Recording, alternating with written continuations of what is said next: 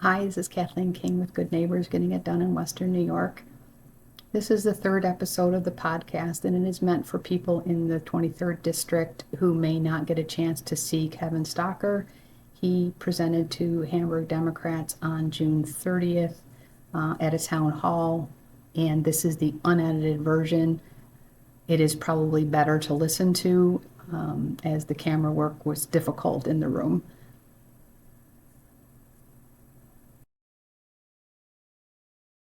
He's grilling hot dogs on his driveway, and Jerry wants to participate in the campaign, and he's very excited. Absolutely. Whatever can happen about defeating Trump. Take our country back. He's very passionate about it, so Jerry is kind of like my wingman. So he drove down with me to Owego. I keep wanting to say Oswego, but it is Owego. Right, I was correct. Who had the relative that lives there? Not me. Not you, somebody. I grew up right there. Okay, The next what was that town? Waverly, okay. Yeah, we drove, 3 hours to get there? Are you ready to start your recording, sir? Because I'll start whatever we got here. We'll just. Oh, you can go. Okay. We'll just roll with it. So I'm not an expert on podcasts or. It says it's recording, so we'll see. So I'll just introduce myself, Kevin Stocker. Somebody asked me in Owego, why do you think you could do this? It's a red district. Can't be done. I actually better $20 that I can do it. So one of the reasons why I think it can be done is when I ran for New York State Senate, it took me a year and a half, but I went to every street and every municipality, starting in Grand Island, City of Tonawanda, Kenmore, Blaisdell, Hamburg, Buffalo, gotta back up to Buffalo, on to, where were we in the South Towns? Orchard Park we went to, Brant, Evans, and Angola, I believe. It took a year to accomplish, so I know I've been on all of your streets. I know that for a fact. Now, I remember being in Orchard Park, the long driveways, and it was the winter time. I remember a blizzard. A guy thought I was an absolute lunatic walking up his driveway in a blizzard. And it was snow blowing the driveway. But you make an impression. And the one thing that I love to do is I give a card and I tell them, you're my future boss, this is my home phone number. If there's anything you ever need for you, your family, or your community, feel free to call. When people call and I return the call, they start laughing because they don't think people are gonna return their call. That's a sad state of affairs. But they're so shocked when you show up at their home. And again, I tell them, I come to your community, one, to pay respect and to listen to your concerns. And I believe from our first event in Owego, I kept trying to turn the conversation to listen, what were the local concerns? I want you to tell me what's important to your community. It kept going to the national concerns. And my guess is, without us talking before, we're gonna say, we're in a war with billionaires that are getting their tax cuts, and we're getting cuts to Social Security, Medicaid, Medicare. Owego's gonna, with the rural areas, with their hospital systems are in jeopardy. Education, we're in a veterans hub. They're cutting veteran services. Jerry and I talked about that. I had a client who has since passed away due to brain cancer, that the government turned their back on treating him and giving him benefits due to the Agent Orange he was exposed to in Vietnam. It was heartbreaking to watch as he was wasting away in his hospital bed. I know how important veterans benefits are, and to thank people like Jerry, people in the other room. So when you see a group of people willing to give tax breaks to billionaires and cut food stamps to people that are needy, it's extremely distressing. I'm assuming, without talking to anybody here, we're all on the same page. So as I talked to, I think her name was Nancy in Owego, she didn't think it could be done. And I said, you can't think like that. It can be done. I've dealt with Nick Langley before. I took on his entire organization from Albany down locally. That seat, I believe it was the 60th seat they called it, and now would be similar to the 61st seat. Back then, it determined who controlled all of New York State.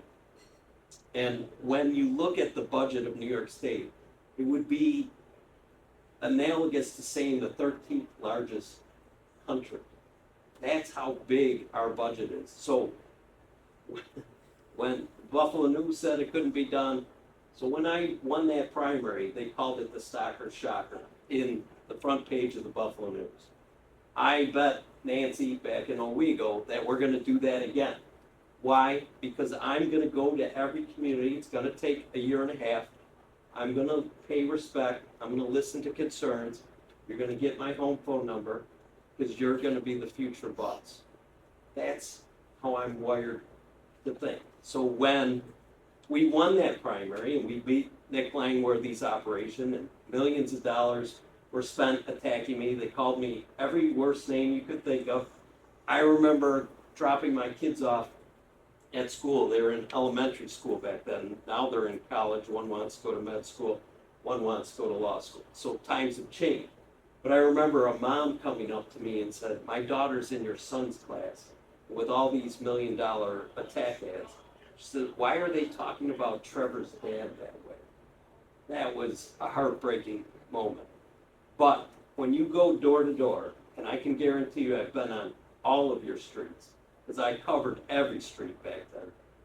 This was the fall time, and I remember being on Lake, I believe it called Lake Shore Road, where the lake is, and I was going to those doors early in the morning. I wouldn't knock at that time. I would just leave my number. And I remember the sun coming up with the lake and how beautiful it was. And I've read the articles in the news about the lakes and some of the issues with the quality of the water. We see how they want to cut clean air and clean water regulations. I gotta believe that's an important issue here. We've talked about the farms here and some of the neighboring. We know that's important. I found that out in Owego. It is important, even up here in the north. So I know that's going to be an important issue. But as we start off tonight, I would like to know from you, what are your concerns, or if you have questions to me, I'd be happy to answer questions. But I'm here to pay respect and listen to your local concern. You have a notepad, so you must have I have a brief prepared statement. a brief And then I statement. would Okay, ask you a question. sure, go ahead.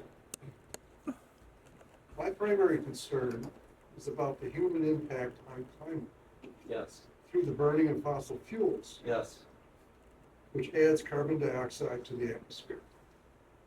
This is causing a significant warming of our planet and resulting in weather disasters. I'd like to just quote a couple of statistics from NOAA, which is the National Oceanic and Atmospheric Administration, which Trump is now trying to muzzle. right, They have a data bank called $1 Billion Weather and Climate Disasters. In 2024, last year, the United States had $27 billion disasters. The total cost for that was $182.7 billion, and 568 people lost their lives in these disasters. Floods, fires, tornadoes. That ranks as second for the most disasters in 1 year, last year. Now, in 2020 to 2024, which was 5 years, we had $115 billion disasters, which cost the economy and our country $746 billion, and 2,520 people lost their lives. right, That was 23 events per year. That's a bit of data from 1980 to 1989, 10 years, there was a total of 33 disasters, averaging $22 billion per year. So we've gone from 3.3 per year to the mid-20s per year, which, if you believe the science, we are in a climate disaster. And we have to do something about it. We, as a country, need to replace fossil fuels with renewable energy sources, including solar, wind, and geothermal. Right, The Trump agenda is drill, baby, drill. right. The Republican Party has been bought by the fossil fuel lobby. They refuse to address this looming climate crisis. We need strong government legislation to promote renewable energy, including incentives to encourage the production and sale of electric vehicles, and conversion to an all-electric energy economy. So here's my question for you, Yes. Mr. Stocker. Do you believe that we are in a climate energy crisis, an emergency, and will you, if elected, focus on legislation that will promote the renewable energy economy? Well, thank you for the question. Your question's perfect timing since I just bought my first electric car. I watched, and I had a conversation at the gym with a person that I would describe as a construction worker. Lots of tattoos, and you could tell he's a pickup truck guy, and he was interested in my electric vehicle, but you could tell there was skepticism. I told him that I was watching a Stanford PhD engineering program, and the students had invented a car that had a solar roof panel, and that you drove around all day, you accumulated energy. This last winter I got back from Europe, and I noticed their highways are constructed of material that has solar equipment or solar features to it. So as you're driving, again, you accumulate energy. So I believe in the future, can't tell you when, that we will have vehicles that will be better for the environment, that we will produce our own energy, which I believe being energy independent is really important, not relying on foreign energy sources that if you get into a conflict that we're seeing with Iran and things of that nature, and they're putting, they're tightening up the Straits of Hormuz, and that could lead to inflation and gas prices. I have enough gray hair to remember the Jimmy Carter gasoline crunch, and you had to have a license plate with a certain letter, a number at the end, and you could only get, I'm old enough to remember that. So we know we want to be good for our environment. I will point out that I heard Senator Moynihan in 1977, you could Google it, and he said back in 1977 that if we don't do something about the environment, global warming now, that Washington, D.C. and New York City will be underwater in 20 years. Well, we know that didn't happen. But at the same time, we have to protect our environment. It's very important. I do believe going solar with the technology that I see coming from China, which I believe we should create those jobs here and we should invest in those jobs. I do believe the big war coming up is with AI and the elimination of jobs. I saw an expert talk that he felt that in 5 years' time, AI is going to eliminate 50% of all jobs currently in existence. I think that's frightening.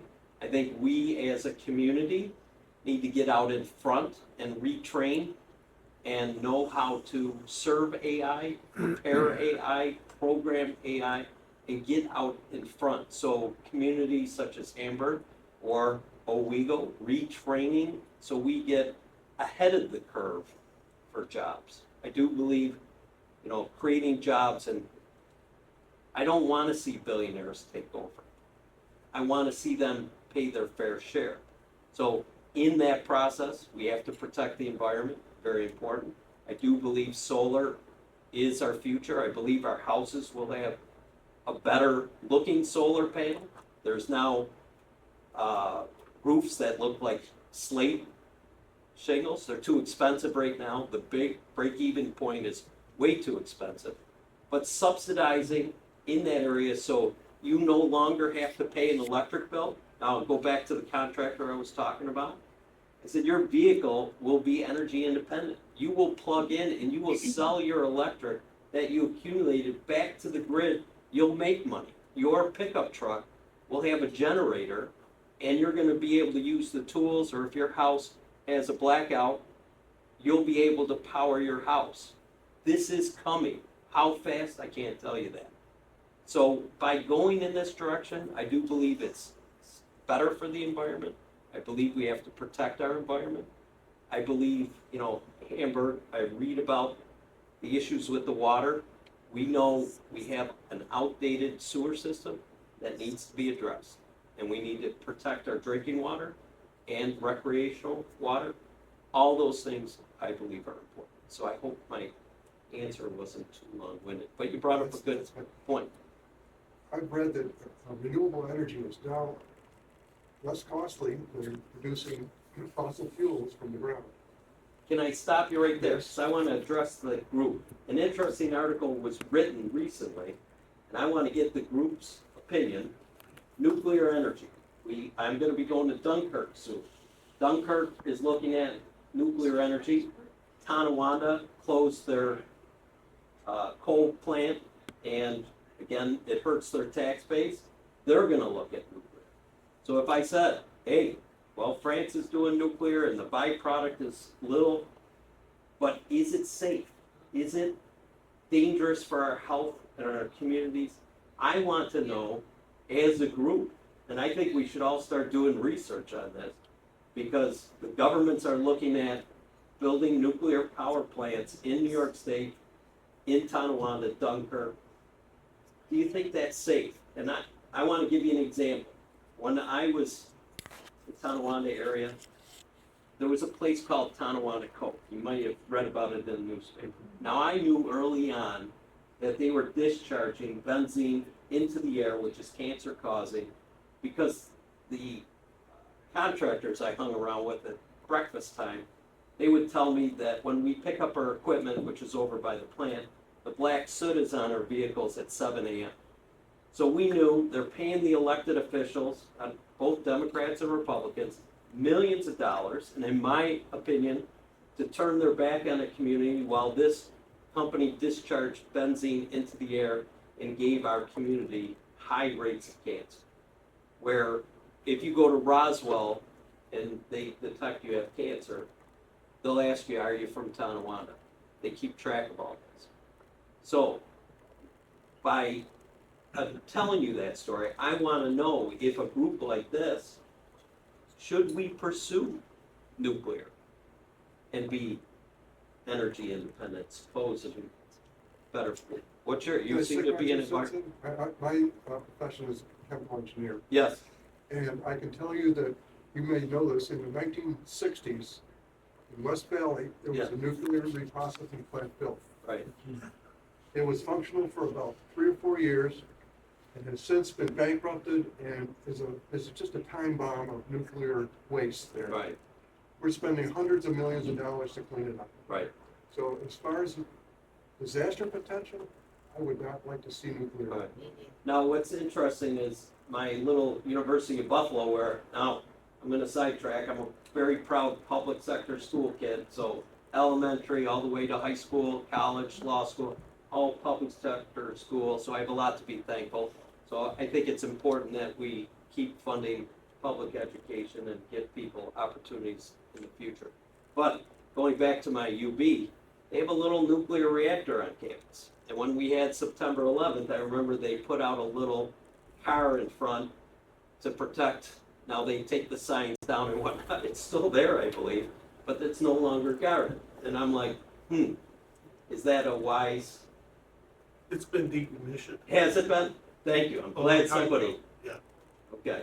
I worked at West Valley, Yes. and it was quite the disaster. I mean, I think you can thank Senator Moynihan and Jimmy Carter for getting the cleanup going. And a lot of the waste has been put into a much safer configuration, but it's well over $1 billion, and Right. it's still going. And we see Chernobyl, we see Yeah. 3 Mile. So a show Yeah. of hands.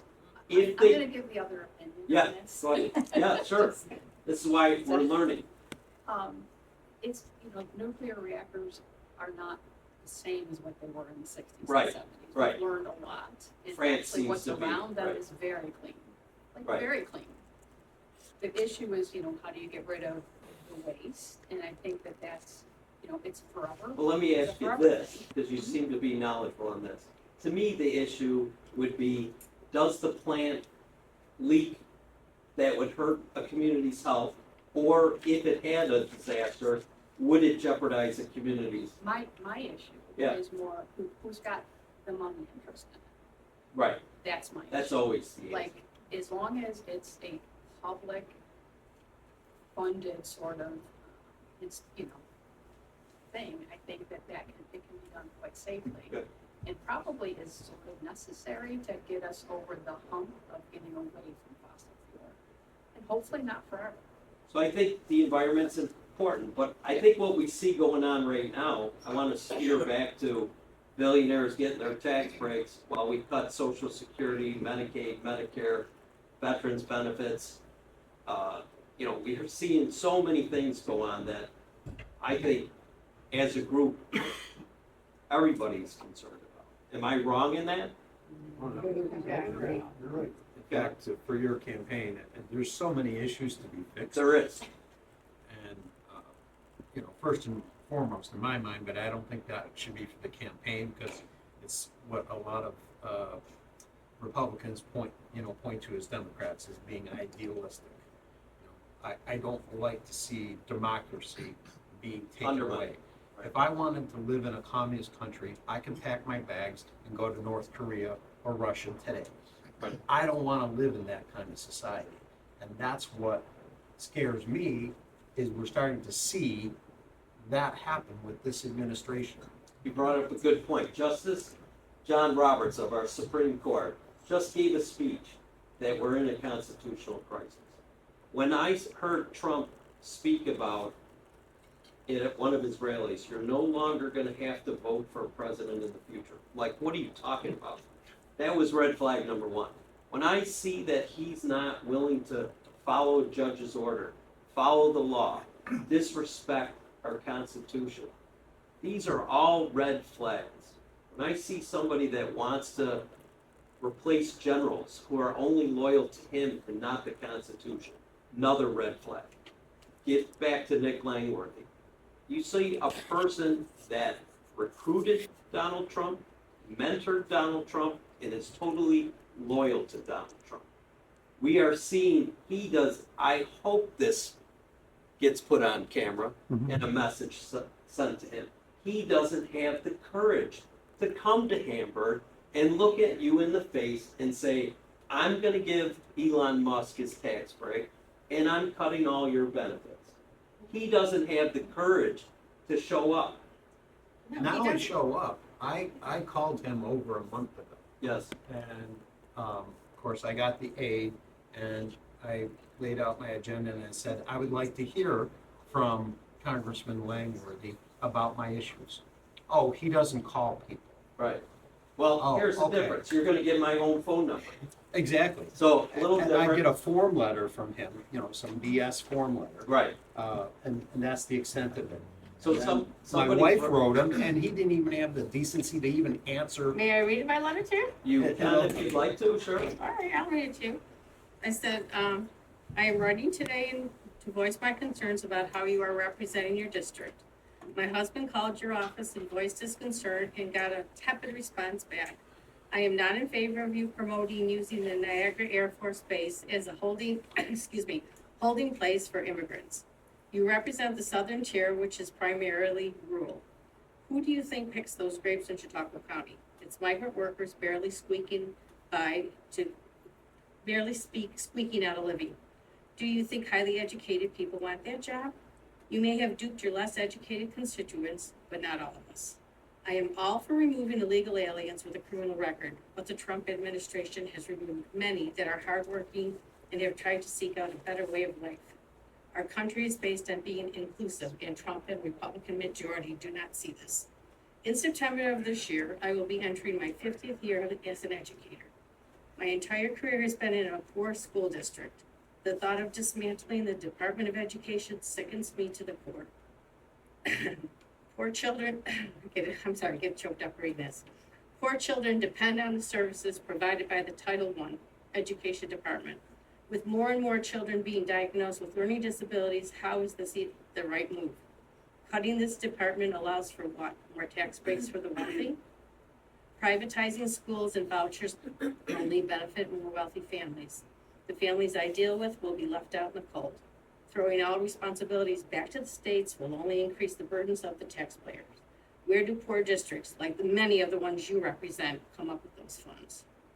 Children with IEPs and learning disabilities desperately need these services. More children will fall through the cracks, and this simply is an injustice. Drastic cuts to Medicare, Medicaid, and veterans benefits to afford tax breaks for the wealthiest Americans is not a solution. You and your fellow Republicans need to listen to the people you represent. I can tell you now, this is clearly not what we want. Stop bending to the need of Trump and listen to your constituents, or be prepared to be voted out. I'm in an area that has been gerrymandered in your favor, so apparently you feel you're safe. I don't want to be represented by a yes man, but one who cares about the good people he represents. I'm not affiliated with either party, but I am a concerned citizen. This legislative branch is not being held accountable, and American people deserve better. I hope in my heart that you reflect on what I've stated and vote with conviction on these key issues. If you choose to fall in line and vote the party line, don't ever expect my vote. So, Very good. as this woman made good points in her letter, the people of Owego also wrote letters to Congressman Langworthy. And I remember one woman telling me how desperate she was for her food stamps. She was, and again, in the rural areas, it's a big issue. Medical care in the rural areas is a big issue. And she wrote a letter regarding Medicaid cuts. She got a letter in return about Ukraine. So, Who's ever responded to this? right. This was made March 9th. So there's a fundamental difference between Nick and myself. I go to people's houses, I enjoy it. You learn a lot about a community. I remember 6 grandmas in Blaisdell talking to me about this playground over here has glass on it and our grandkids can't play on it. That was a big deal to them. I would have never known that unless I went there. So I knew that was an important issue to that little area of their community. And it was, you have to show respect and listen to people's concerns. So that's why you get my phone number, and I'll continue to reach out. I'm going to go down to other communities. I'm just going to keep going, paying respect, learning, listening. I think we're all on the same page. What do you think about federal school vouchers? School vouchers for For, you private can use schools? for your, yes, for your religious schools, private schools. My kids went to Catholic school. I want to tell you up front, I've been involved with some of the litigation involving that. It breaks my heart to see a religious institution that I grew up in cover up and hurt so many families. So when we're talking about education, I believe we need to keep public education our strongest. But do you believe school vouchers are harming? So you're asking me, should taxpayers pay for private schooling? That is exactly. I'd what probably say no to that. I probably would say no to that. That's why I paid for private education. My kids went to St. Joe's. We're very happy with that. We had to pay extra for that on top of property taxes. But I believe in order to give everybody a chance in the future for a better opportunity in life, the best way to go is public education.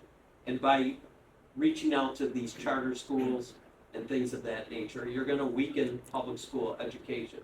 So I can tell that's an important issue to you, but in my opinion, I think we need to strengthen our public school system to give everybody a chance.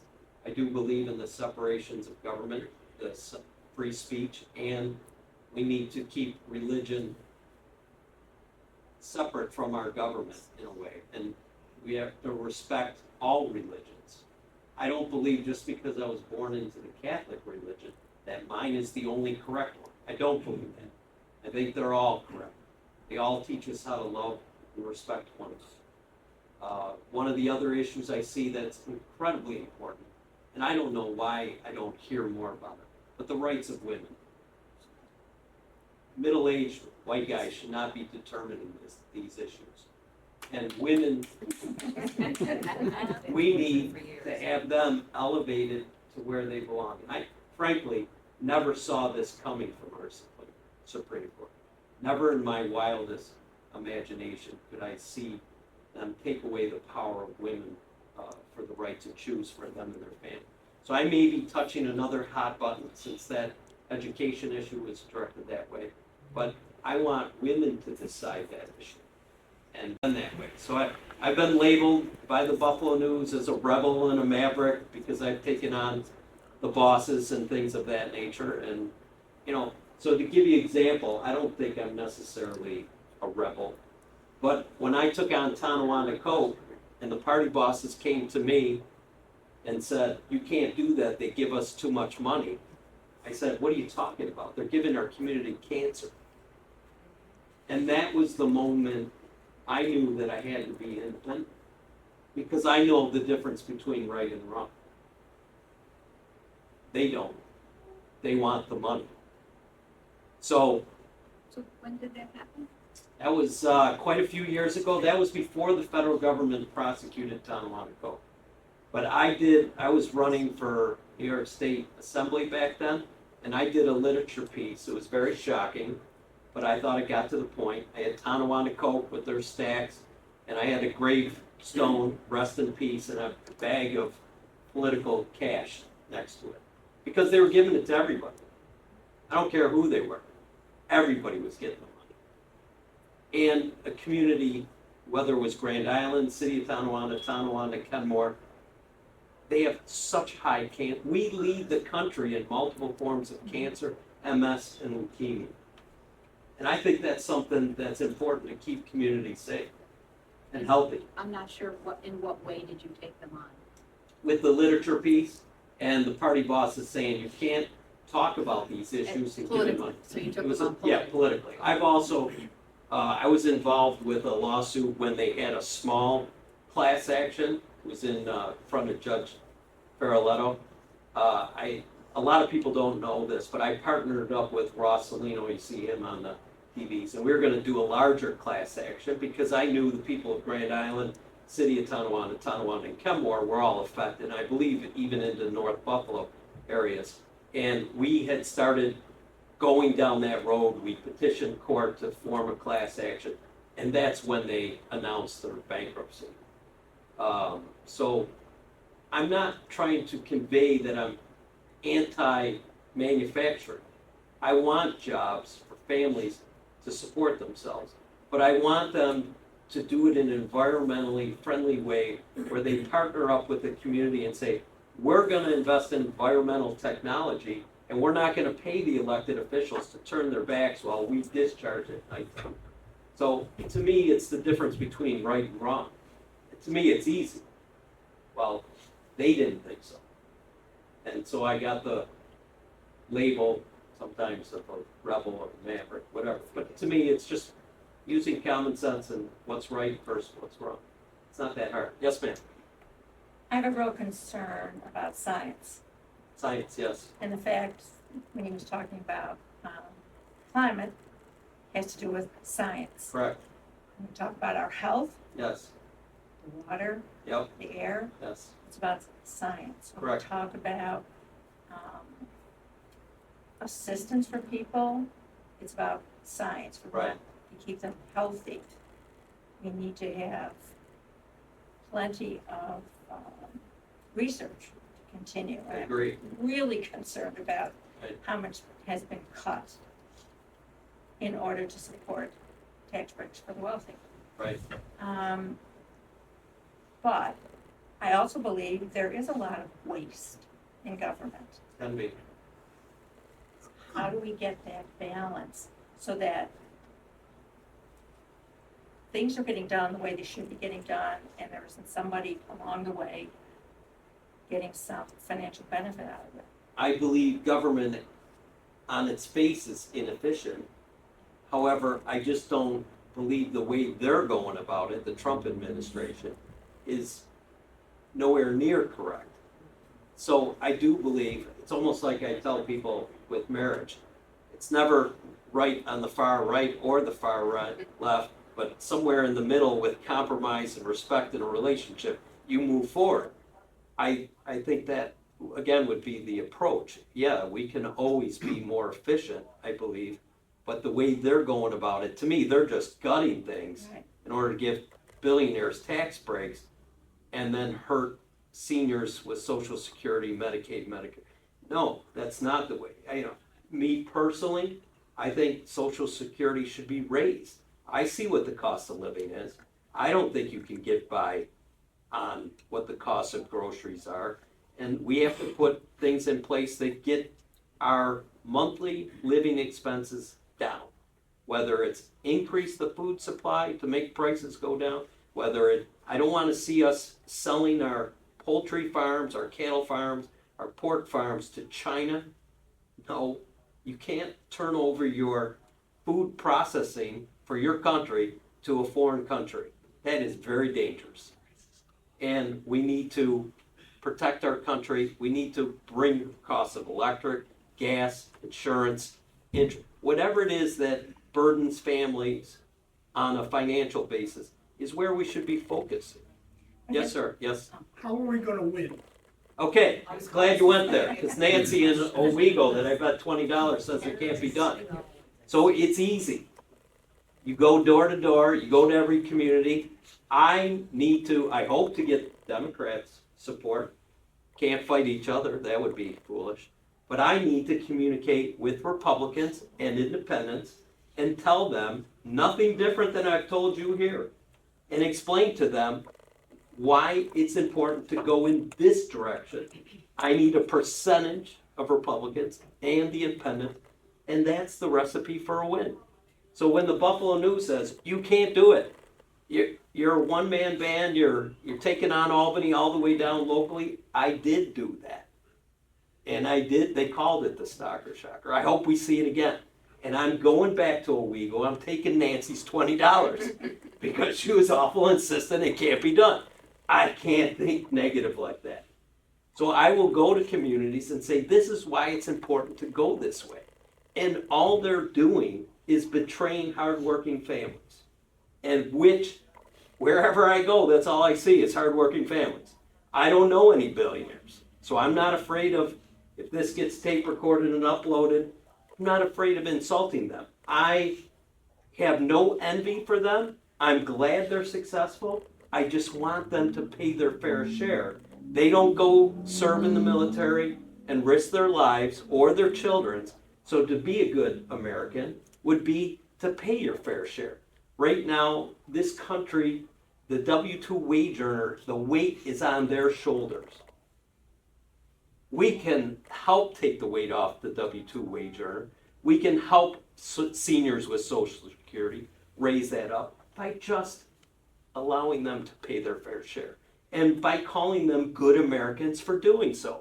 I do believe there's some out there that want to do it. I hear about Warren Buffett and what he talks about, his secretary pays more percentage-wise than he does. Well, that's great, Warren. Write a check then.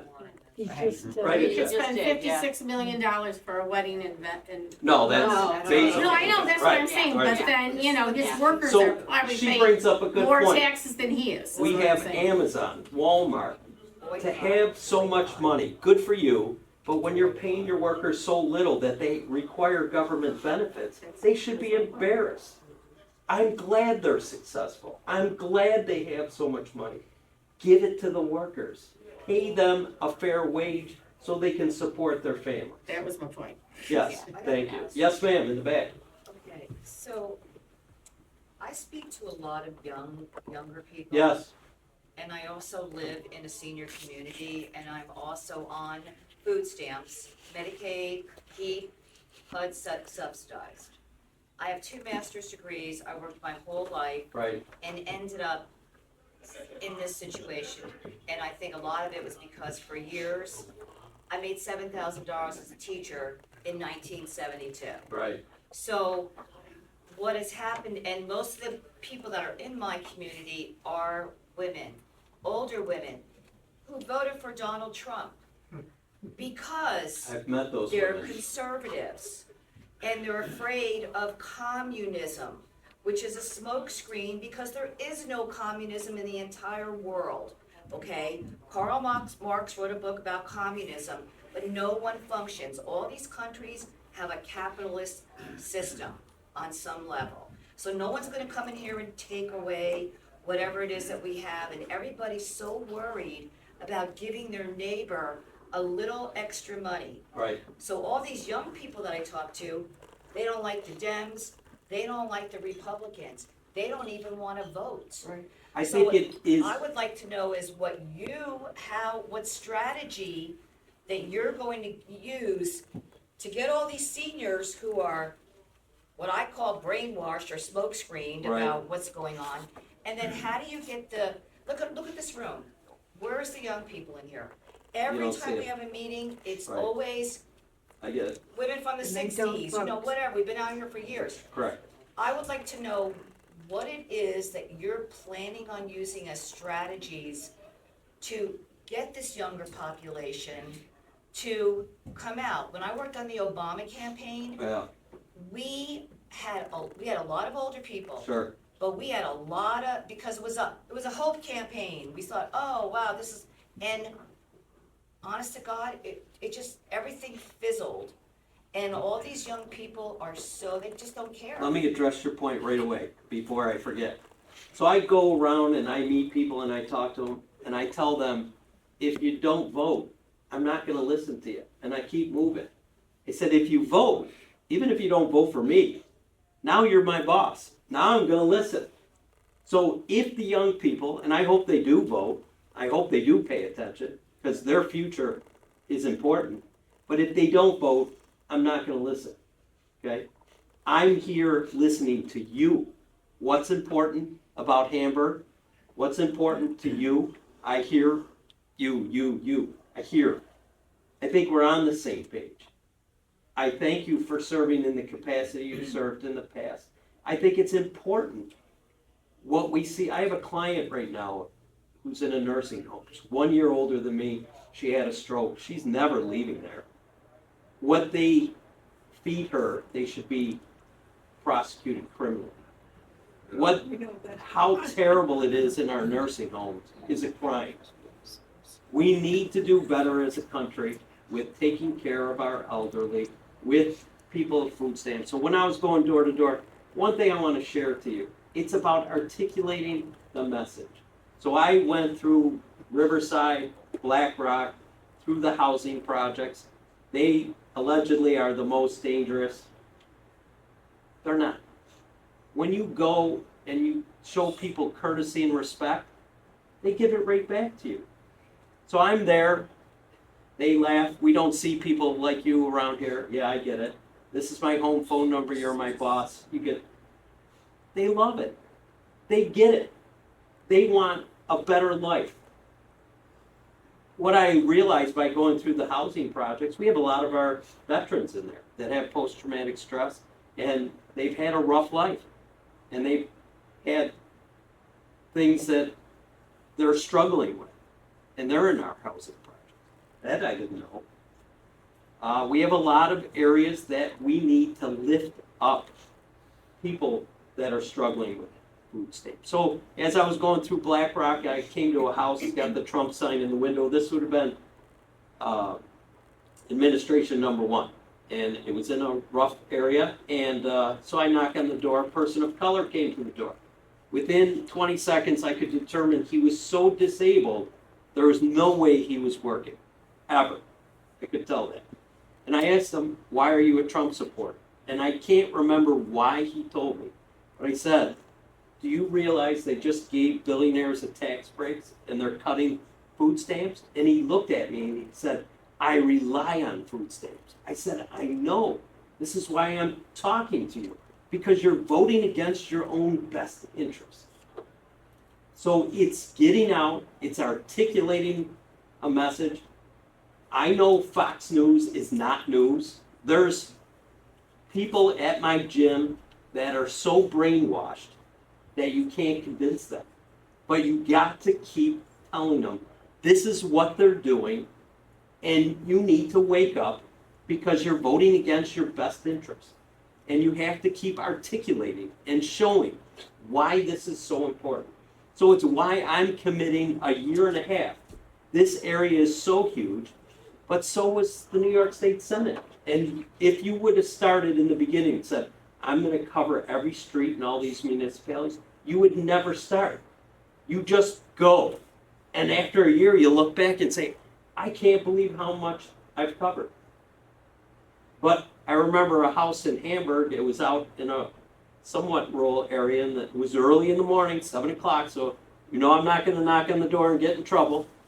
So I'm just gonna leave the card. But when the family opens the door, they see you coming, and they say, Kevin, we're praying for you and your family. What a great gift that is. What a great way to meet people.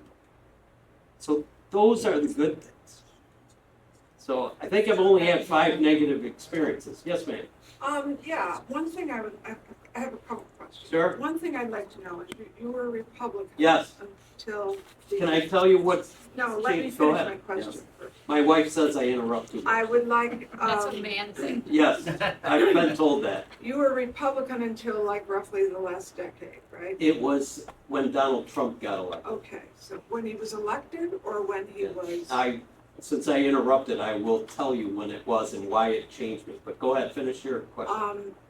Okay, so that tells me 8, 9 years ago, if you supported Hillary 2016. Clinton, then, you know, but that tells me that you were a Republican, you were a politician who was a Republican until 9 years ago.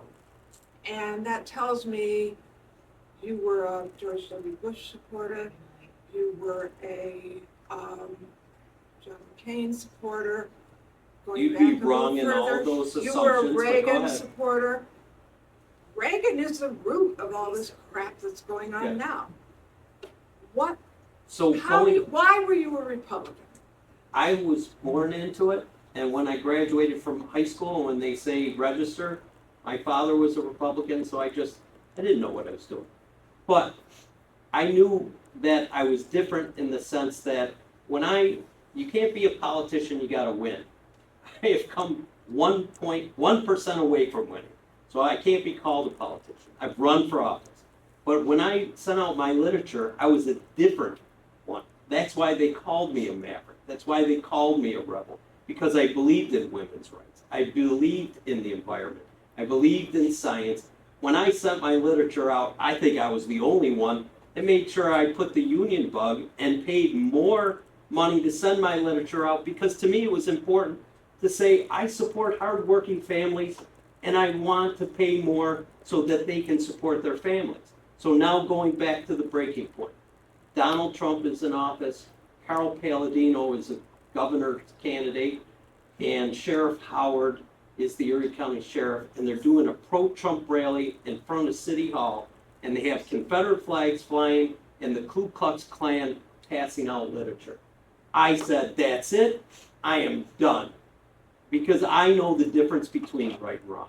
The Buffalo News wrote an article, I was the only one back then that denounced that and said, I'm leaving the party. I was the first, I believe, in all of the country. But I knew that was wrong. It was not how I was raised. Now, I was attacked for being a snowflake. I'm proud to be a snowflake because I know the difference between right and wrong. So did you support Trump when he ran did in not. 2016? Okay. And when I resigned, I said I called what Trumpism was, and I defined it, and I could see it coming. I don't know why I could see it coming, but it was easy to see for me. I don't know why so many people were lost. So let's go back. This last election, I wrote 10,000 letters to Democrats, and I asked them to find a friend in Pennsylvania because Pennsylvania was a swing state. And I said, we know what's going to happen in New York, let's work on Pennsylvania. I drove to Pennsylvania on election day. I worked with one of the union halls, and I went to people's house to see if they needed a ride to the polling stations. After I came back at the end of the day, I called somebody I knew that was well-versed in politics, and I said, I'm worried about Pennsylvania. I saw a lot of Trump signs. And I was shocked. I predicted 60-40 that race, that Harris was gonna win. I was shocked that this country took a step back.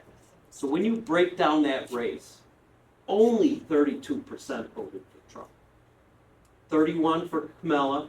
There's 36% out there that voted for Biden that didn't come out. That 36% decided that race. Trump does not have a mandate. The billionaires do not have a mandate. And we need to unite and fight. And that's why I'm here a year and a half early. Did I answer your question? Yeah, may I ask you another one? Sure. What? Oh, may I, this is, You can Kind ask of all the personal. questions you want. how are you gonna support your family while you do this? I work. If somebody asked me that in Owego, you can't do this, millions of dollars. I read an article yesterday that they're gonna raise $500 million that Elon Musk is gonna put into this race to make sure the Republicans control government. Well, we saw he tried to do that in Wisconsin. I can guarantee you right now, I will not spend $500 million. I will go back to the Buffalo News. They said it can't be done. I went to the houses. I remember when I won that primary and everybody freaked out. Couldn't be done. Now the Buffalo News wants to see, how are you doing this? It doesn't make sense. Okay, follow me. We go. Back then I was registered Republican. We're in the city of Tonawanda. I'm going to Democrat houses. And I remember knocking on the door and an elderly gentleman came to the door. I said the same thing that I'm saying to you tonight. This is my home phone number. You're my future boss. He starts screaming. That's right. They don't think we're the boss. We are the boss. And I turned and I looked at the Buffalo News who's following me. I said, that's what this is about. Listening to them. The Buffalo News didn't get it. When I ran and I went before a committee similar to like this, they said, what's your campaign? What's your platform? And I said, it's about trust. And they all laughed. I didn't pick the platform. I was going door to door. Those people were telling me. They said, we don't trust the elected official. So all I told the media people was, it's based on trust. And they laughed. I said, when you're in a relationship and you lose trust, where's that relationship going? Nowhere. So when you go door to door, when you come to communities, you pay respect, you listen, and you earn trust. It's not going to happen. We're a year and a half early. It's not going to happen now. But it will. The momentum's going to, I will get, if you want to be like Nancy, I'll bet you $20. I'm going to come back and get it. We're going to do this. I'm not saying it can't be done, I just wondered how. Your question, right? It's going to take a lot of time going, And you're meeting gonna be people. able to maintain your law practice. Yeah. While you do this. I did before. But you have a much wider area. You have to be disciplined. That Senate area was huge. You just got to keep moving, earn trust, listen, pay respect. It will not involve lots of money. Yes, this lady has not spoken yet. Yes, I'll get right back to you. So And then over here. I'm sorry, I worry that the people who support the current administration, in some cases, in many cases, I think, do so because it's given them approval to dislike certain groups Yes. of people and say things that they, I can't believe. Isn't it the Archie Bunker group and he's fanning the flames? Right, I, so when right, you meet those people yes. and how Those people are still relying on Social Security, Medicaid, and I talk to them in an articulate way, say, this is why it's important. I need a percentage to come my way, the independent, so those 36% that stayed home, they've gotta wake up. And I see what is going on. I see a person that doesn't want to leave office. Father Time's the only one that's gonna get rid of him, in his mind. I believe in democracy. I believe in the Constitution. You gotta pick up the sword and fight. I don't believe sitting around coffee shops and bitching and complaining does anything. So I'm the type, I charge. Hopefully people follow. But in the beginning, they don't. They don't. I think there's gonna be threats. I think there's gonna be violence. I have faced that my whole life. As a child, my mother was murdered as a young person, so I knew what that was about. I was raised by a single father. My dad had a position that, a lot of emotions. And when my brother and I would walk to school, we'd wonder why Dad's in the car 2 blocks back following us. Well, we learned later on in life why Dad was doing that. So I see what's going on in the country. I am prepared to take that head on. I know it's going to happen. There's too much at stake. There's too much emotions. It's going to happen. And I can't wait. Because I've been through it. And I'm not afraid of it. Yes, ma'am. I just want to get back, I want to make sure I understand what you Sure. were saying before, especially when we were talking about the younger people. Yeah. Now, what I understand that you said is that if they don't want to vote, that you're just going to like, I hope they do vote But- and you communicate. But you can't make people vote, right? no, but when I worked in the Obama campaign, Yes. he had a whole contingency of us going out and registering young people, talking to young people. I was living in Florida at the time. We turned Florida blue Right. because of this. So they are the future. They are They are. the ones that we have to reach and bring them into the fold because they're very, very disillusioned with the entire system. So I think that that's a really important part of the campaign. You're in charge of the young people. That's Okay, I support, whatever. I get along with all people, kind of. My experience has been, if I go to somebody who's never voted in their life, I am wasting my time, my energy, and my money. Well, I'm talking about Bernie voters and people like this. All I'm Those saying is people- some people, they won't do it, and I'm not gonna, there's only so much energy and time I have. I have to pick a strategy, formulate my agenda, Well, execute. that's why you have to have other people helping you. You're in charge, Have to yep. have that strategy. If they're willing to come out, of course I talk and listen and engage, You need them. You need them to get, to win Possibly. this thing because, possibly. And I'm willing to, but if they show no interest, you know who's interested? You folks here. Do you think I know that. that there is purposeful voter disenfranchisement though? Sure there is. Okay. And how do you, how would you combat that? And I guess my other question would be the money, you talked about the $500 million, the money in politics. So my How would you experience combat- how has would you been combat when that? they throw millions at you and they call you the worst names in the book, sometimes it doesn't matter. There's nothing you can do about it. You got to execute your plan. You can't get off. So when you formulate your strategy, you know that last month is gonna be so hectic, they're gonna throw I used to laugh and say, I'm not worried about them telling the truth. They hired 3 private eyes on me and whatnot. My life's pretty boring, you didn't need private eyes. I was worried about the lies. Because when you tell a lie and you put millions of dollars into it, how do you refute that? It's very hard. You can't worry about it. You execute what you can do. So going back to that presidential election, there's 36% that stayed home. That group is important. They showed the willingness to vote in the past, and they stayed home. They didn't think either candidate for whatever reason. I would disagree with them. Articulating with them. So I know talking to Republicans and independents is going to be really important in this district, right? It's a red district. You got to flip it. I agree. I think my question was more general. If Yeah. you become a congressman,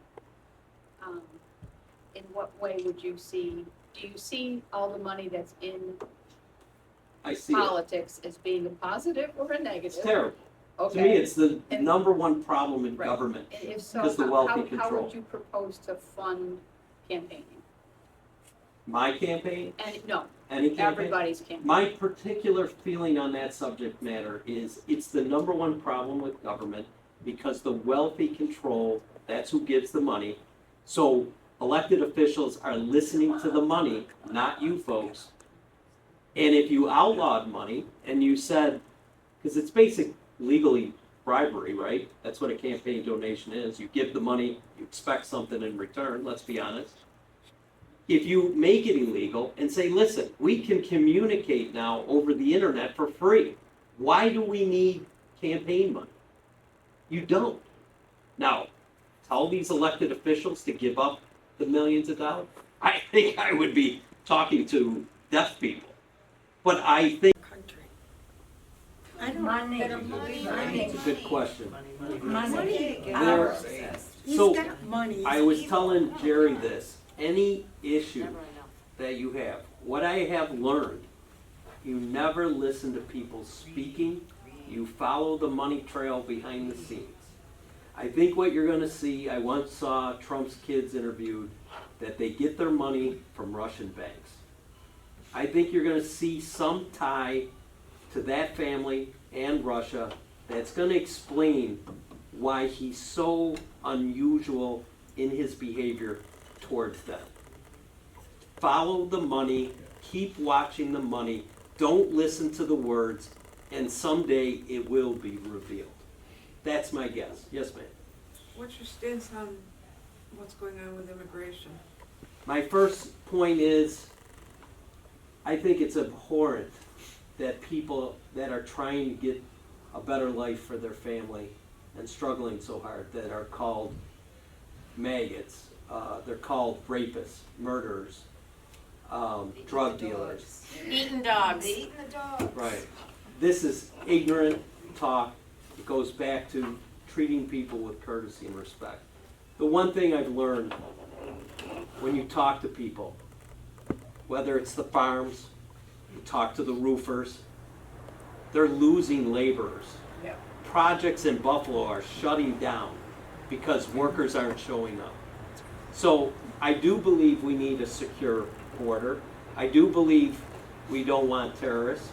We definitely are going to prosecute criminals. We have a justice system for that. But we treat people humanely.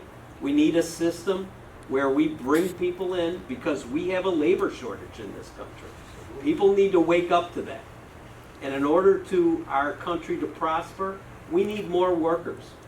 We have us baby boomers. I'm the last year of the baby boomers. We are going to crush the system. We need to bring other people in. And the one thing that I learned by going out to these homes and housing projects, I don't care what color your skin is. People are beautiful. People want a better life for them and their families. Nobody's different. Nobody. So all the talk I hear on Fox Yeah. and that, they're teaching people how to hate. Absolutely. I refer to them as the Archie Bunkers. They're not going to last. The younger people will fill in behind them, and they will slowly disappear. What do we know based on that last election? 32%. It's not a big number.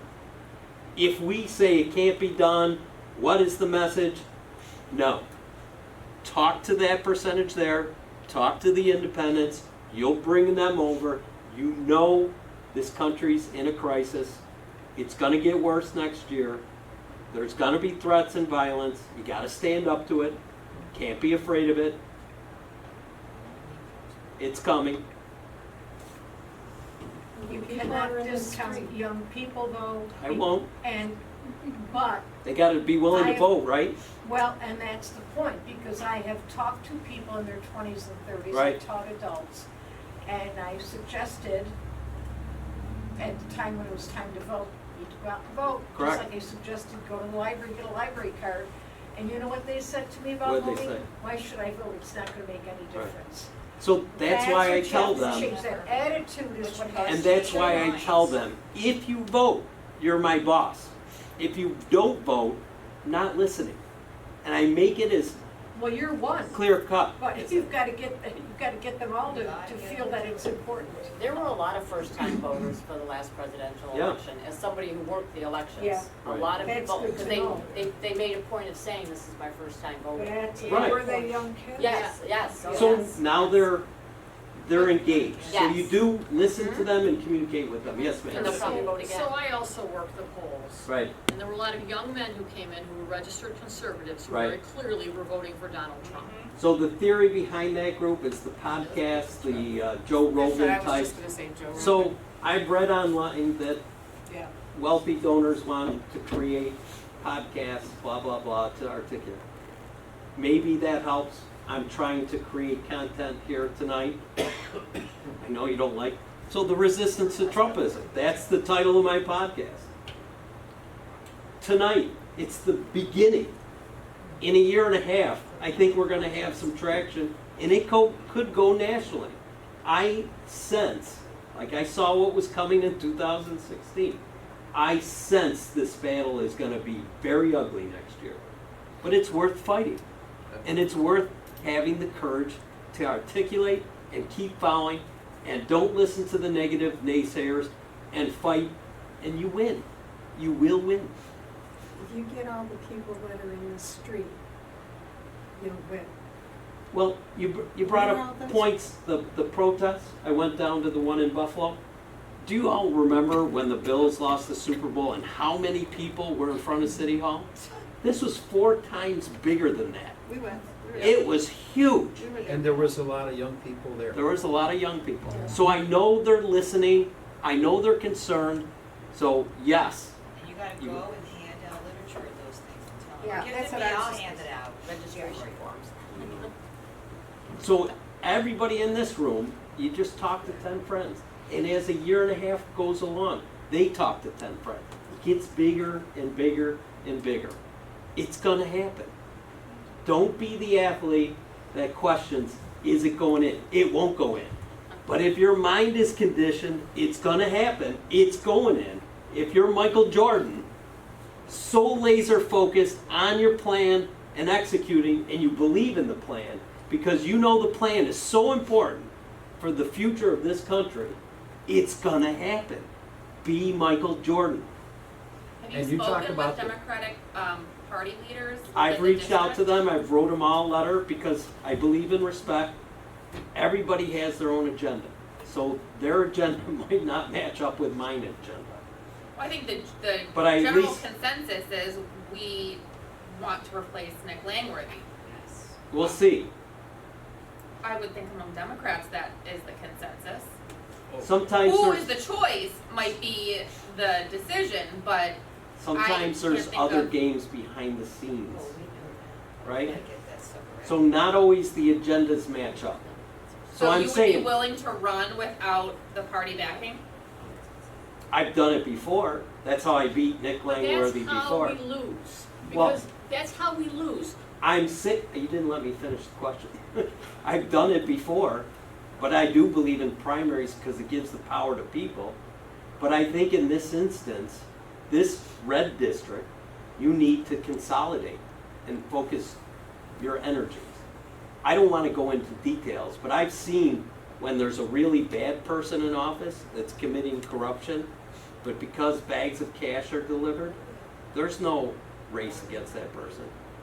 So that's up to you as people. Are you saying that that's what's happening? That Nick Langworthy is delivering bags of I cash? didn't say that. I say it goes on in politics. Would you agree with me? It's being delivered to It's him. really seen. Would you agree with me that that goes on in politics? I haven't seen it. You haven't And seen it. so, as somebody Bag who man. has done some work for the local Democratic Party, we're not getting that cash. So No, I know if somebody it. got our cash, if they could No, bring it to usually us. happens up at higher levels. Because we right? can't even afford to buy hand cards and like ads on TV.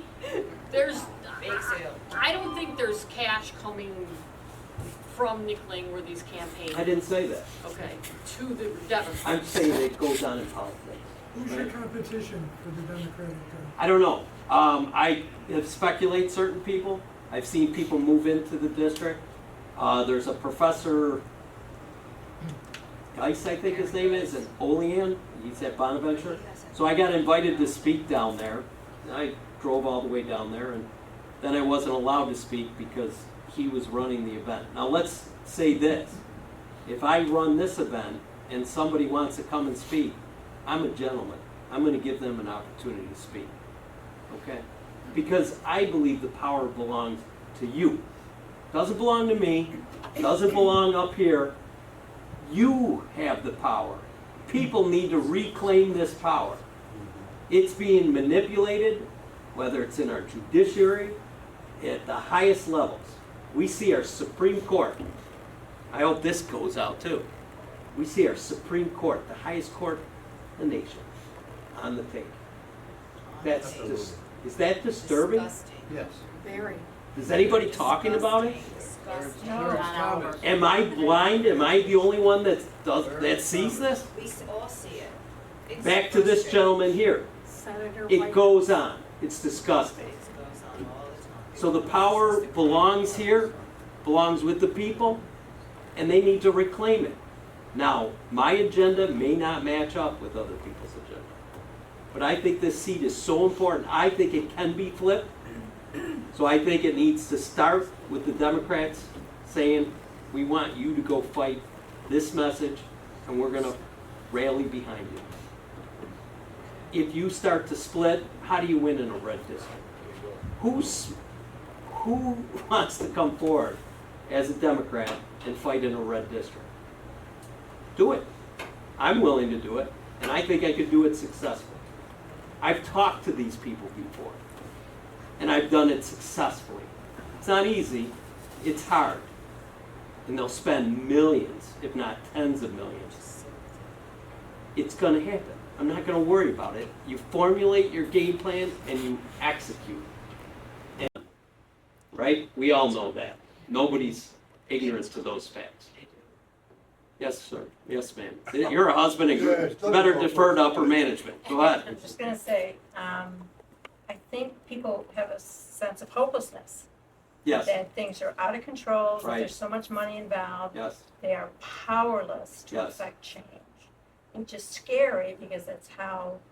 Is our country's future, is democracy, is the way we wanna enjoy our lives with Social Security, all the things we wanna help the less fortunate. I was raised that way.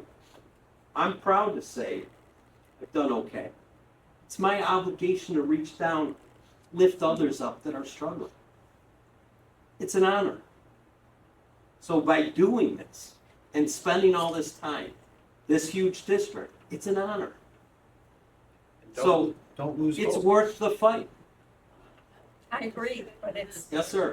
our son is of the, Well, I was just gonna mention, the next time you're in town, Yes. I will bring my son along and Okay. a couple other people. And if everybody brings somebody along, I have a yellow pad here, and what I do is each town, I was in Tioga, I said, who wants to be a community leader? This area is so big, I'm gonna have to rely on others for communication. If you wanna put your name and your address and your email, I'm gonna communicate with you. I wanna network and create this. We're gonna create an army.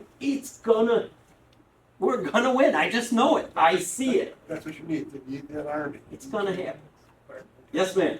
Okay, January 2027, you go to Washington, you're a successful candidate, you take over from Nick Langworthy. What are you gonna do to clean up the mess? Isn't that a tall task?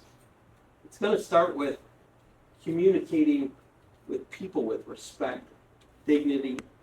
It's taking the course we're currently on with tax breaks for billionaires and going back to the Social Security, which I think needs to be increased, Medicaid, Medicare.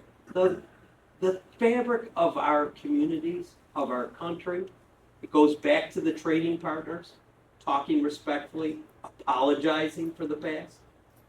It's gonna be a totally different agenda. It's a monumental task with what I've seen, how fast they've destroyed. It's huge, but like the campaign, one step at a time. Legislatively, what do you see yourself proposing? Haven't even thought of that yet. Is there some legislation you'd like to see? Something important to you in Hamburg? Right now, But we're yes, the ma'am. boss.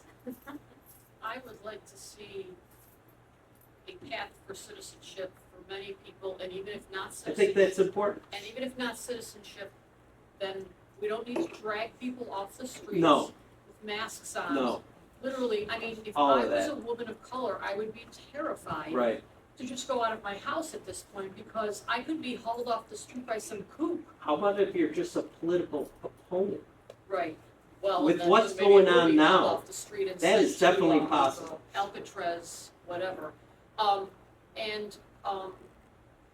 I would like to have, a national law created that women have the right to decide if they wanna have a baby or not. Of course. I don't understand, I how, think that's an important. how we've come to this. I'm an Xer, I was born in '68, Right, so I've always known where I could choose. right. Choice, that was my choice, not anybody else's, and it also wasn't anybody else's business. Right. To think that women coming up today, young women today aren't gonna have that choice. Right. It's wrong, and we're gonna need a law. That's the only way we can possibly get that right back at this point. Supreme Court, there's no doubt about it. You can't leave the issue to the states. Well, we need a It's law. so important. Legislative. You know, the way I was taught in law school is the federal government sets the minimum civil rights. And if you're a state, you can exceed those, but you can't go below that. That's how I was taught. Now we're seeing a Supreme Court, when they went through nominations, they lied, right? They said they weren't gonna do this, do that, so they lied. And we see this roll back.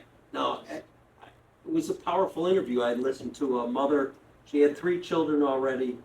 She was pregnant again for the 4th, and her husband was coming back home on a work trip, and he died in a car accident. And at the same time, the doctor told her she had some medical condition that she may lose her life if she went forward.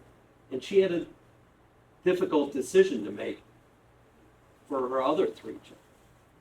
That decision should not be mine to make, or people up here. That is a woman's decision to make. She has the power. It's her family. She has to decide. One of the hardest decisions for me as a parent was when we were going through the vaccinations. And we had all this hoopla going on. And I had the nitwits at the gym telling me one thing. They don't care about their health because they're putting steroids in their body. But they're making fun of me, and I'm listening to Dr. Fauci. I'm listening to scientists. I'm listening to Harvard, Yale, Johns Hopkins. I need to make decisions on behalf of my children that I was afraid may jeopardize them in the future. I'm not going to listen to politicians or Fox News with an agenda. I'm going to listen to the researchers. I need the best evidence, well studied, to make decisions on behalf of others. The same as that woman at the story I was telling you about. We got to go back to being smart. Yes, Jerry. On abortion, the problem with the issue of abortion is that it wears 2 hats. It's a moral issue and it's a medical issue. Let What each they've done is individual decide. they've confused it to the point where they've made it such a moral issue, they're forgetting that there is a medical side. And I know this personally because my middle daughter, when she got pregnant with her first baby, had a problem.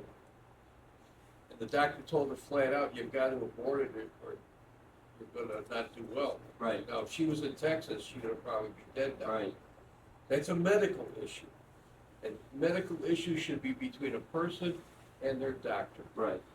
It's But- it. Well, Yes. we're cutting moral. funding, so now the Supreme Court has said that Medicaid does not have to fund Planned Parenthood, right? Well, first of all, that was stupid because the Hyde Act already didn't fund abortion.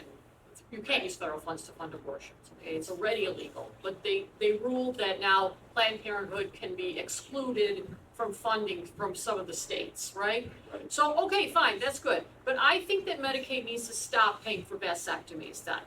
okay? If we're gonna tell women they have to have babies, then men shouldn't be able to decide that they're gonna get a vasectomy through Medicaid, okay? I hear what you're I saying. don't mean to be like that, but it's time that white men start understanding what it's like to have their bodies controlled. So Medicaid should not be paying for vasectomies. That's something I that I think believe needs to be that power passed. belongs to women. What? Yeah, by then, Well, that as well, but, you know, vasectomy, men are having, vasectomies are at all-time highs, and Medicaid pays for them. So that should not be the case any longer. Let's just get back to the issue. The power belongs to women. They should decide what's in their best interest, whether it's religious issues, whether it's their family issues. That power belongs. I am shocked when the Supreme Court took that away. I did not see that coming. So when you go back to legislation, that's got to be one thing at the top of the list. But steering the ship off the course it's currently on, also. But you Yes, don't ma'am. have a priority of your own that you. Right now, I haven't thought that far ahead. Okay. My job right now is to come here, pay respect, listen to your concerns. You know, just like Owego, I always wanted to hear about the local concerns in case don't know them. But like Owego, it kept going to the national. And I have a feeling it's going to be like that for the rest of the year. Everything national affects us locally. But Except there's so important extremely issues locally too, right? I know that, there has to be. Just my experience going door to door. So I'll continue to ask local issues. Yes, sir. My question is, back in 2009, there was a financial crisis. Yes. And you know how the Democrats got in there, they passed legislation to protect people like us, that common people with our retirements and stuff. Right. And a lot of people couldn't retire, they had to keep working and stuff. But anyways, my question is to put out to you, ask you a simple question. Those laws, the limits, they ran out, and the Republicans didn't, you know, buy into it again, and they're letting the banks do whatever they want to do again, insurance companies and stuff Right. like that. So my question to you is, I feel that it's gonna happen again, It will. okay? And I'm thinking. Can I stop you on that, because you're really at an important point you're making, and I don't want to lose it. My experience in dealing with the Republicans, they either don't want Social Security, or they want to buzzword privatize it, which props up Wall Street. I believe we need to ensure senior citizens with dignity and quality of life living. We cannot eliminate Social Security or privatize it. Certain things the government does well that Wall Street will, due to greed, fumble the football, and we'll be back, just like you said, in another financial crisis. Greed will never go away. There will be, I promise you, another financial crisis. There is a reason why we have regulations to keep checks and balances in place, and they're good. And greed is bad. So you're right in with some of your questions. That issue, Social Security, is so important to keep that and make it better, more money. We put a cap on it. I can't remember what the cap, 117, 177, you don't have to pay lift the cap. Right. That's the other Fund question. Social The Security. other question I have. And my other thing, and tell me I'm crazy, but when we get into these philosophical debates, I'll pull out a $20 bill. And I'll say, somebody needs to explain to me why this $20 bill, a piece of paper, why it buys a cheeseburger. And why does only certain people get to make it and distribute it and make money? I don't understand how we've all been educated, trained, that little piece of paper buys a cheeseburger. Social Security should never go bankrupt because you could just keep funding. Right. But again, back to my prior point, hold the wealthy, just pay your fair share. I'm not asking you to be killed. I already know you've paid to have the tax code written in a certain way so you could take advantage. Example, private jet, I put $7 million down. I can write off $70 million on my income, so I pay no tax. That's the code, it's geared for them, because they get to give the campaign contributions. So we've all talked about these issues. You all know there's bad in the world. I'm not telling you something that's shocking. All I'm saying is, we have to fight this issue, we come together, and we keep going. I'm willing to do it for a year and a half. I'm committed to it.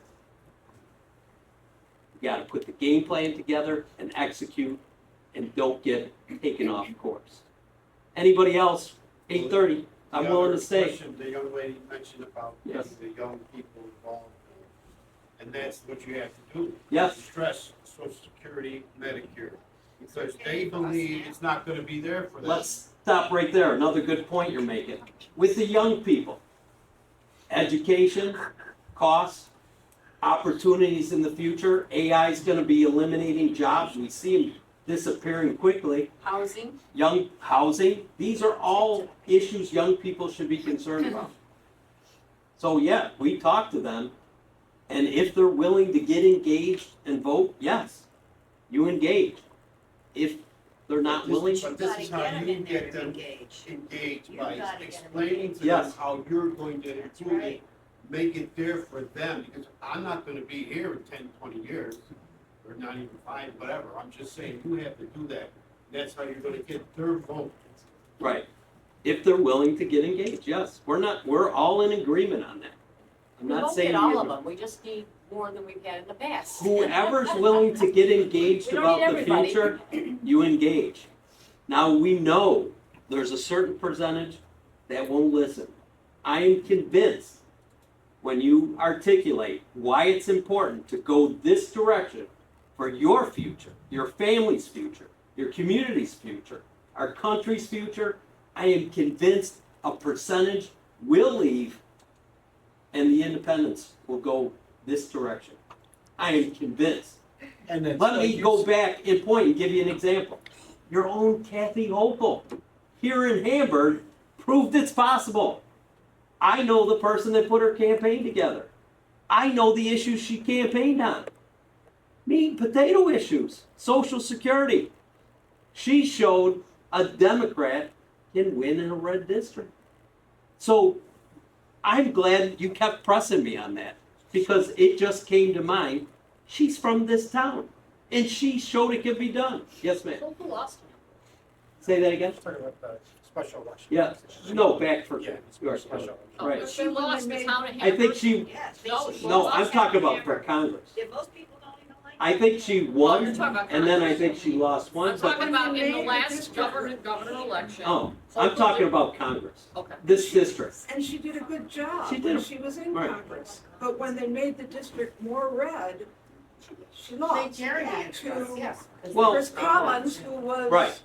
Right, but she showed all of us it can be done, right?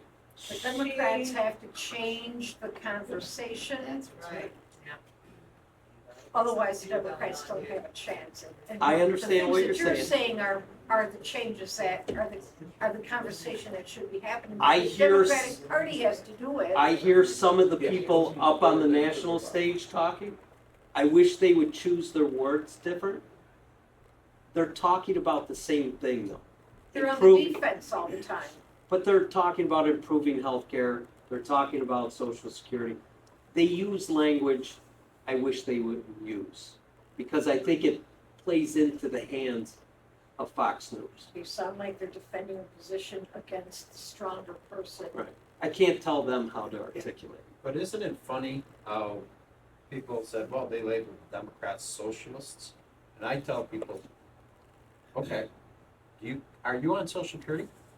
Yes. Would you want that taken away? And didn't you pay for your Social Security with And- all your wages? And by the way, Social Security, socialism is not a bad word. So, you know, But let's if you don't talk want your about Social it. Security it's check true. anymore, Those are the kinds of send things it that back. have to be clarified, and they are not. So we all, since we were 15, 16 years old, we worked, part of our money went into a system, and the government said, as you become elderly, we're not gonna let you starve, we're gonna give you health care, we're gonna give you a dignified living, that's how we talk. We've all paid for it. The government's just standing behind it so we don't give it to the fools on Wall Street and they gamble it away with greed. Certain things government does well. And that's one of them. Taking care of roads and bridges is another one. I would never want to turn over the bridges and the roads to the wealthy to collect tolls. You won't be able to afford it. Government does certain things well. They do a lot of things. Right. Yeah. People need to hear that too. Right. Right So here in those this are the room, kinds all of things the, that all have the to be veterans, you know? God I bless the can't build veterans. my own army. I need the government. Well, you can try. You gonna be my Elbow. first lieutenant? Elmo. I was just Yes, thinking, ma'am. we're talking about, you know, you're just saying get the young people, are you planning on going to all the universities, like Yes, Buff we gotta State, go. UB, You gotta go to Binghamton, colleges. I'll tell you my strategy right now. It's on to recorded. get them involved? I'm talking to Democrat primary voters. Because why? They have the power to decide. You got a letter because you showed you're a voter. You didn't get I got a copy. Who invited you then? He got a letter. I saw it I have online. copies of letters I saw it here and online. comparison piece. You could get them when we're done. But I sent you a letter because you showed I didn't you get want to it. be a boss and you're, So you sent the letter to Prime Debs. yes, And one per household? Was it the Yes. first name? Somebody votes. one per household to save money on the 59 cents that the post Okay. office should That reduce explains it, okay. to let me compete at the level of others. So I got copies of the letter. Some of the primaries I voted on. Right. So You did? We gotta change that too. why did you get invited? Because you're the bosses and you vote. So what is the strategy? Universities, whatever? Yeah. Listen, I believe our universities like Harvard, UB, they deserve money for research to cure cancer. You know, they're being attacked for their free speech. I was raised different. I never saw this coming. I didn't think our country was capable of this. We are in a war. It's time to wake up. It's time to stand up, come together, and fight. I'm willing to do it a year in advance, year and a half in advance. Maybe others come, maybe they don't. Whoever wants to come forward, I embrace them. Do it. Go talk to the bosses. Go pay them respect. Give them the power that they have. And it's going to happen. There will be, I am guaranteeing there will be this district will flip. I'm not guaranteeing I'll be the one there. Maybe somebody else. But this district can flip if we come together. I got letters if anybody didn't get them and comparison piece. I think it's on the back, so feel free if you didn't get one. If anybody wants to be a community leader, I'd love to get your names, addresses, phone numbers, emails. We're building an army, one day at a time. Thank you, sir. Anybody ma'am, you didn't get a letter? I got them up here. Absolutely.